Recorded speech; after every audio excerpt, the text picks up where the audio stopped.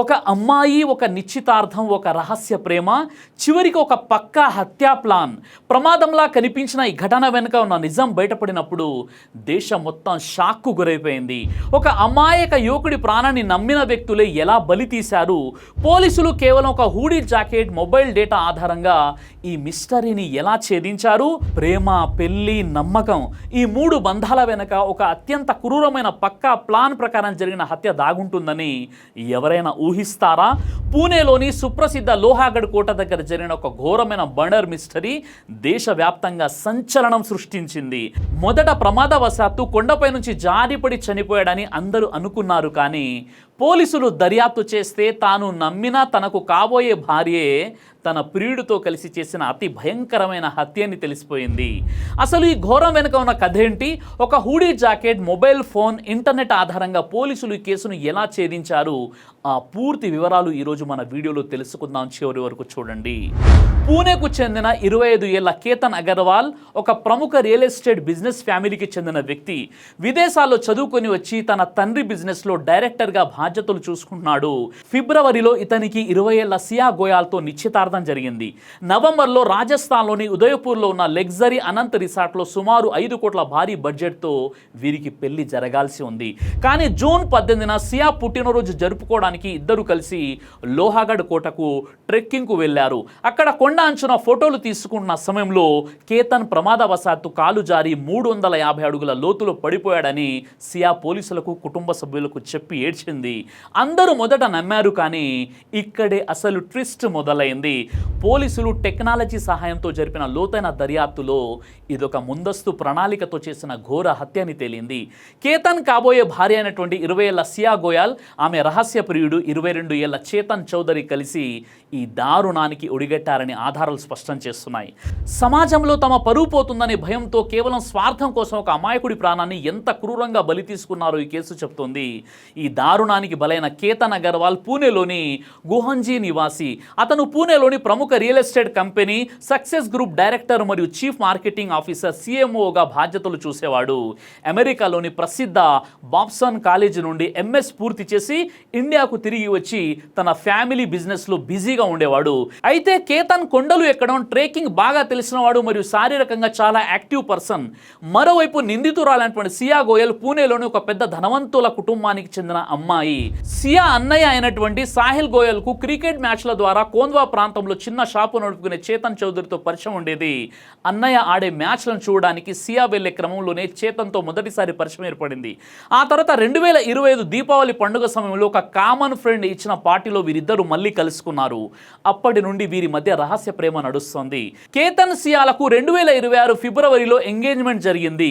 నవంబర్లో రాజస్థాన్లోని ఉదయపూర్ ప్యాలెస్లో కోట్లాది రూపాయల ఖర్చుతో చాలా ఘనంగా పెళ్లి చేయాలని పెద్దలు ప్లాన్ చేశారు. పెళ్లికి వచ్చే గెస్ట్ల కోసం 2 స్పెషల్ ఫ్లైట్లు కూడా బుక్ చేశారు. అలాగే సియా బర్త్డే సెలబ్రేషన్స్ కోసం మహాబలేశ్వర్లోని ఒక లగ్జరీ రిసార్ట్లో 40 రూమ్స్ బుక్ చేశారు. కానీ సియాకు మాత్రం తన ప్రియుడు చేతన్ను వదులుకోవడం అస్సలు ఇష్టం లేదు. ఇంట్లో వాళ్ళు పెళ్లి చేసుకొని ఒత్తిడి చేయడంతో ఆమె మానసికంగా అస్సలు సిద్ధంగా లేదు. పోలీసుల విచారణలో సియా చెప్పిన నిజాలు వింటే ఎవరైనా షాక్ అవ్వాల్సిందే. కేతన్తో పెళ్లి వద్దని ఇంట్లో చెప్పడం కంటే అతడిని చంపేయడమే తనకు చాలా సులువుగా అనిపించిందని ఆమె పోలీసులతో చెప్పింది. మా ఇంట్లో నా లవ్ మ్యాటర్ చెప్పడం కంటే కేతన్ను చంపేయడమే నాకు ఈజీగా అనిపించిందని సియా పోలీసుల ముందు ఒప్పుకుంది. అంత పెద్ద రిచ్ ఫ్యామిలీ అమ్మాయి అయి ఉండి అంతగా ఆస్తిని చేతన్తో పారిపోతే తన కుటుంబ పరువు పోతుందని ఆమె భయపడింది. అందుకే కేతన్ను శాశ్వతంగా దారిలోంచి తప్పించడమే ఏకైక మార్గం డిసైడ్ అయింది. అంతేకాకుండా కేతన్ తలకు విగ్ హెయిర్ ప్యాచ్ పెట్టుకుంటాడని, అందుకే అతనంటే తనకు ఇష్టం లేదని కూడా సియా పోలీసుల దగ్గర ఒక వింత రీజన్ చెప్పింది. దీనిపై కేతన్ తండ్రి విశాల్ అగర్వాల్ స్పందిస్తూ ఎంగేజ్మెంట్ కు ముందే కేతన్ హెయిర్ ప్యాచ్ వాడుతున్న విషయాన్ని తాము సియా కుటుంబానికి క్లియర్గా చెప్పామని, కేవలం విగ్ పెట్టుకున్నాడని నేపంతో ఒక అమాయకుడిని ఎలా చంపేస్తారని ఆవేదన వ్యక్తం చేశాడు. అయితే కేతన్ను అంతమొందించడానికి సియా, చేతన్ చాలా రోజుల ముందే ఒక పక్కా స్కెచ్ వేశారు. కేవలం ఈ కుట్ర కోసమే వీరిద్దరు జనవరి 1 నుండి జూన్ 18 మధ్య దాదాపు 2004 సార్లు ఫోన్లో మాట్లాడుకున్నారు. అంటే సుమారు 238 గంటల పాటు మాట్లాడారు. కొన్ని నివేదికల ప్రకారం వీరు ఏకంగా 4400 సార్లు మాట్లాడుకున్నారు. హత్య చేయడానికి ముందు వారు చేసిన కొన్ని కొన్ని విఫల యత్నాల వివరాలు తెలిస్తే మీరు షాక్ అయిపోతారు. మే 31న మొదటి ప్లాన్. సియా కేతను మొదటిసారి లోహగఢ్ కోటకు తీసుకువెళ్ళింది.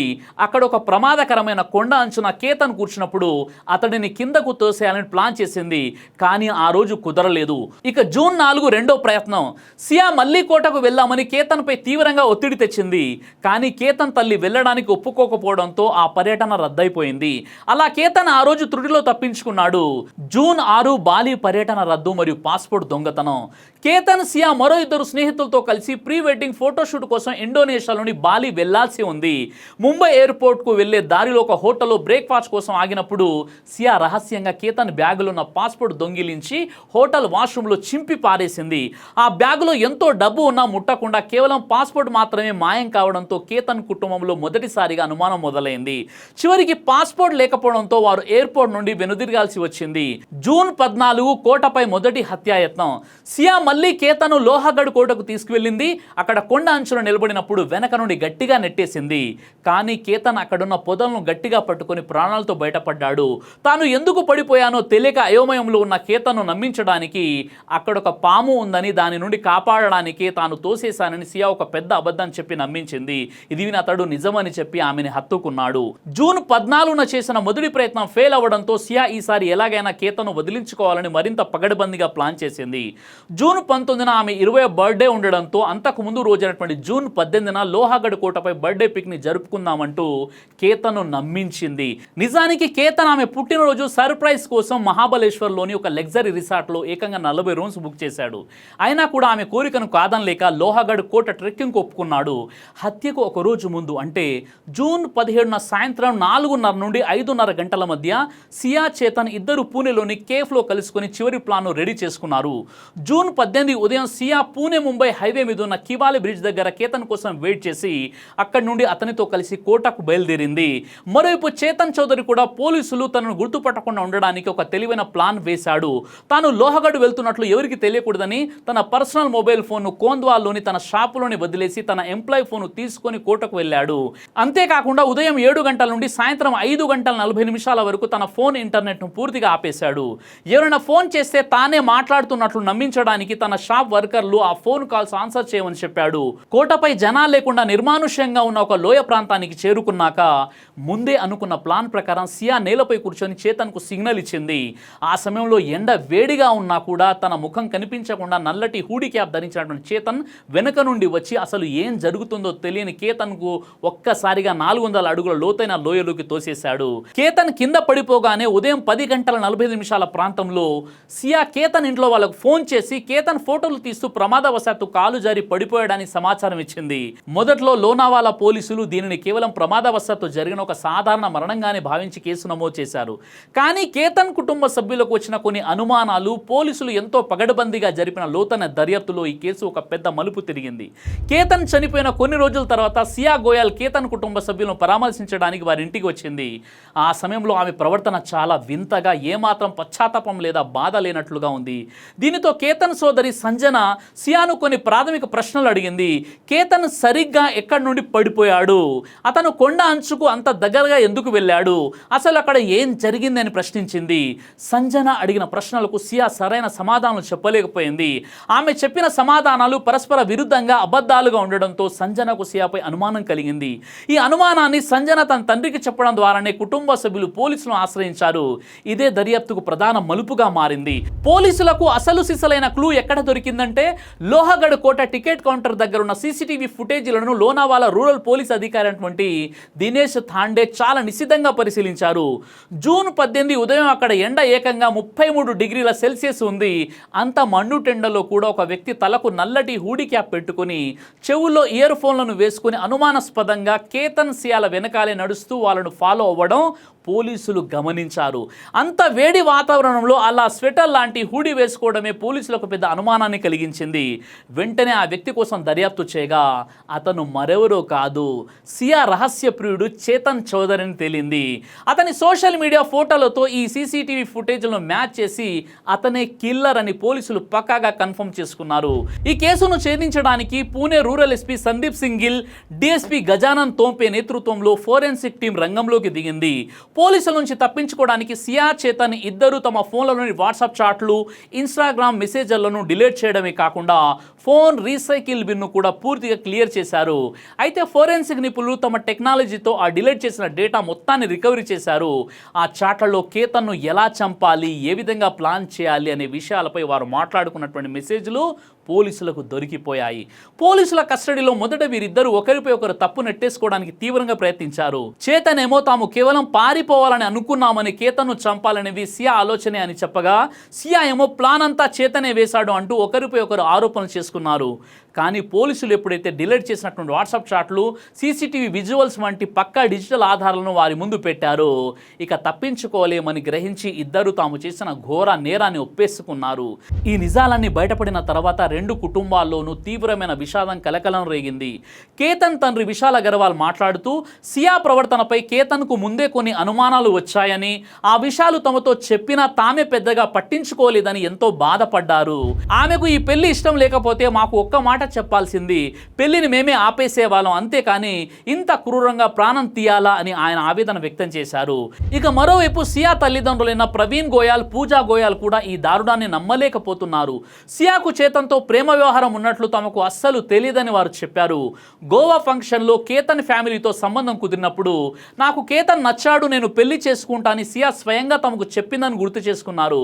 కేతన్ తమ ఇంటికి ఎప్పుడు వచ్చినా తనను ఎంతో ప్రేమగా పాపాజీ అని పిలిచేవాడని, ఒక సొంత కొడుకులా చూసుకున్నానని సియా తండ్రి ఏడ్చాడు. చివరికి బాలి పర్యటన కోసం సియాకు 50,000 రూపాయలు పెట్టి షాపింగ్ కూడా చేయించామని, ఒకవేళ పెళ్లి ఇష్టం లేకుంటే తాము ఎంత డబ్బు ఎందుకు ఖర్చు పెడతామని వారు ప్రశ్నించారు.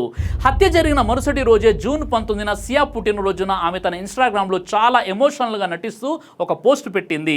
కేతన్ మరణం కేవలం ఒక ప్రమాదమే అని అందరిని నమ్మించడానికి ఆమె డ్రామా ఆడింది. ఆ పోస్టులో నువ్వు నా బర్త్డే రోజే నన్ను ఒంటరిదాన్ని చేసి వెళ్ళిపోయావు, మనం పెళ్లికి ఎంత దగ్గరయ్యామో కదా, తిరిగి వచ్చాయంటూ బాధపడుతున్నట్లు రాసుకొచ్చింది. కానీ అసలు నిజాలు బయటపడ్డాక ఆ పోస్ట్ చూసి జనాలు షాక్ అయ్యారు. అదే సమయంలో 2024లో సియా పూణేలోని హామర్స్ అనే లగ్జరీ నైట్ క్లబ్లో తన ఫ్రెండ్స్తో కలిసి మద్యం తాగుతూ కేక్ కట్ చేస్తూ చాలా గ్రాండ్గా జరుపుకున్న పాత బర్త్డే వీడియో ఒకటి సోషల్ మీడియాలో విపరీతంగా వైరల్ అయింది. ఈ దారుణమైన ఘటనపై ప్రముఖ బాలీవుడ్ నటి హీనా ఖాన్ కూడా తన ఇన్స్టాగ్రామ్ స్టోరీస్లో తీవ్ర ఆవేదన వ్యక్తం చేశారు. ఈ రోజుల్లో ఒక నిజం చెప్పడం కంటే ఒకరి ప్రాణాన్ని తీయడం చాలా ఈజీ అయిపోయింది. కేవలం ఒక్క నిజం చెప్పి ఉంటే ఆ అమాయకుడు బతికేవాడు కదా, ఎందుకు ఇలా చేశారు అంటూ ఆమె ఎంతో బాధపడుతూ పోస్ట్ చేశారు. చేతన్ సియాను ఇష్టపడ్డాడు, కానీ సియా అతనితో కలిసి పారిపోవడానికి, ఎలోప్ అవ్వడానికి సిద్ధపడలేదు. అలా పారిపోతే తమ కుటుంబాల ప్రతిష్ట పోతుందని భయపడింది. తమ ప్రేమ బంధానికి కేతన్ అడ్డుపడుతున్నాడని, అతనిని ఎలాగైనా మార్గం నుండి తొలగించాలని చేతన్ సియాను తీవ్రంగా ప్రేరేపించినట్లు దర్యాప్తులో తేలింది. కేతన్కు తలపై జుట్టు తక్కువగా ఉండడం వల్ల హెయిర్ ప్యాచ్, విగ్ ధరించడం, అలాగే మాట్లాడేటప్పుడు కొద్దిగా నత్తిగా మాట్లాడడం ఆమెకు అస్సలు నచ్చలేదు. కుటుంబాల ఒత్తిడి కారణంగా ఈ నిశ్చితార్థానికి ఒప్పుకుంది తప్ప ఆమెకు కేతన్ అంటే ఏమాత్రం ఇష్టం లేదు. కేవలం కేతన్ నచ్చలేదనే ఒకే ఒక కారణంతో సియా హత్య చేయించలేదు. తన సీక్రెట్ ప్రియుడు అయినటువంటి చేతన్తో తనకున్న బంధాన్ని కొనసాగించడానికి, అలాగే పెళ్లి రద్దు చేసుకుంటే సమాజంలో కుటుంబానికి వచ్చే అవమానాన్ని తప్పించుకోవడానికి ఈ రెండు కారణాల వల్లే కేతన్ ఒక పథకం ప్రకారం హత్య చేయించింది. ఈ కుట్రకు చేతన్ కూడా ఆమెకు పూర్తి స్థాయిలో సహకరించి స్వయంగా కొండపై నుండి కేతన్ కిందకు నెట్టేశాడు. ప్రస్తుతం లోనావాలా పోలీసులు ఈ ఇద్దరు నిందితులను అరెస్ట్ చేసి కస్టడీలోకి తీసుకున్నారు. సమాజంలో తమ కుటుంబం పరువు పోతుందనే అనవసరమైన భయం, ఇంట్లో ధైర్యంగా నిజం చెప్పలేకపోయినా అపరిపక్వ మనస్తత్వం వల్లే ఒక ప్రతిభావంతుడైనటువంటి యువ వ్యాపారవేత్త ప్రాణం ఇలా అర్ధాంతరంగా ముగిసిపోయింది. భవిష్యత్తులో జరిగే నేరాల దర్యాప్తులో మొబైల్ డేటా, డిలీట్ చేసిన చాట్లు మరియు సీసీటీవీ కెమెరాల వంటి టెక్నాలజీ ఆధారాలు ఎంత ముఖ్యమైన పాత్ర పోషిస్తాయో ఈ కేసు మరోసారి రుజువు చేసింది. సియా గనుక తన ఇంట్లో చేతన్తో ఉన్న ప్రేమ గురించి ధైర్యంగా నిజం చెప్పి ఉంటే ఈ పెళ్లి ఆగిపోయేది మరియు కేతన్ ఇవాళ ప్రాణాలతో బతికేవాడు. కుటుంబం ముందు నిజం చెప్పలేక పరువు పోతుందనే అనవసరమైనటువంటి భయంతో ఒక ఘోరమైన నేరానికి పాల్పడడం ఎంత అనాలోచితమైనటువంటి నిర్ణయమో గ్రహించండి. చివరకు ఆ పరువే పోయి జీవితం జైలు పాలు కావడమే మిగిలిపోయింది. ఈ భయంకరమైన సంఘటన మనందరికీ ఒక పెద్ద కనువిప్పు లాంటిది. కేవలం తమ స్వార్థం కోసం, క్షణికమైన ఆనందం కోసం ఒక నిరపరాధి ప్రాణాన్ని ఎంత క్రూరంగా బలి తీసుకోవచ్చో ఈ కేసు నిరూపించింది.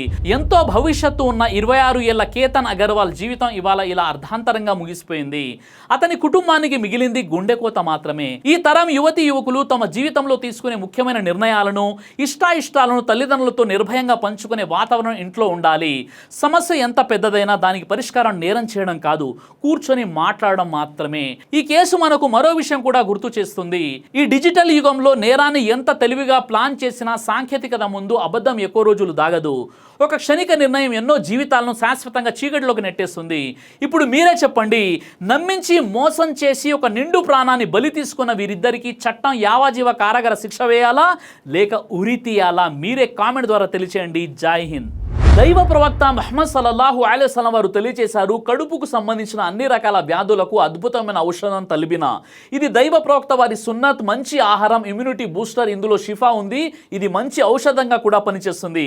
కాబట్టి పిల్లలు అయినా పెద్దలు అయినా ఎవరైనా దీనిని ఉపయోగించవచ్చు. ఇందులో ఎలాంటి సైడ్ ఎఫెక్ట్ లేదు. ఖురాన్లో దైవం తెలియజేశాడు, తేనెలో మీకు స్వస్థత ఉంది. కాబట్టి స్వచ్ఛమైనటువంటి ఫారెస్ట్ హనీ కోసం మీరు సంప్రదించండి. అలాగే పురుషుల స్టామినా కోసం తయారు చేయబడినటువంటి హల్వా, ఇది అన్ని రకాల లైంగిక సమస్యలను దూరం చేసి వీర్య కణాల ఉత్పత్తికి సహాయపడుతుంది. మీ దాంపత్య జీవితాన్ని మరింత సంతోషకరంగా, ఆత్మవిశ్వాసంతో నింపడంలో సహాయపడుతుంది. మరో విషయం, ఇక డయాబెటీస్తో కేవలం మేనేజ్ చేస్తూ బ్రతకాల్సిన అవసరం లేదు. డయా కంట్రోల్ సప్లిమెంట్ కేవలం బ్లడ్ షుగర్ను తాత్కాలికంగా తగ్గించడం కాదు, డయాబెటీస్ అసలు కారణంపై పనిచేస్తుంది. అలాగే మన శరీరాన్ని నిశ్శబ్దంగా నాశనం చేసే ప్రమాదాల్లో కొలెస్ట్రాల్ ఒకటి.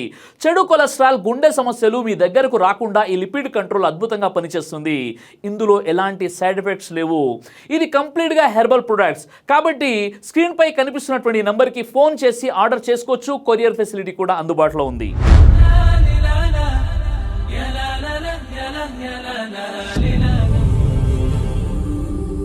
బ్రదర్ సిరాజ్ అని యూట్యూబ్ ఛానల్ని మీరు సబ్స్క్రైబ్ చేసినట్లయితే ఇన్షాల్లా దేవచిత్తం అయితే మీకు వీడియోస్ వస్తుంటాయి. అదేవిధంగా బ్రదర్ సిరాజ్ అనేటటువంటి ఫేస్బుక్ని కూడా లైక్ చేయడం వల్ల మీకు వీడియోస్ వస్తుంటాయి.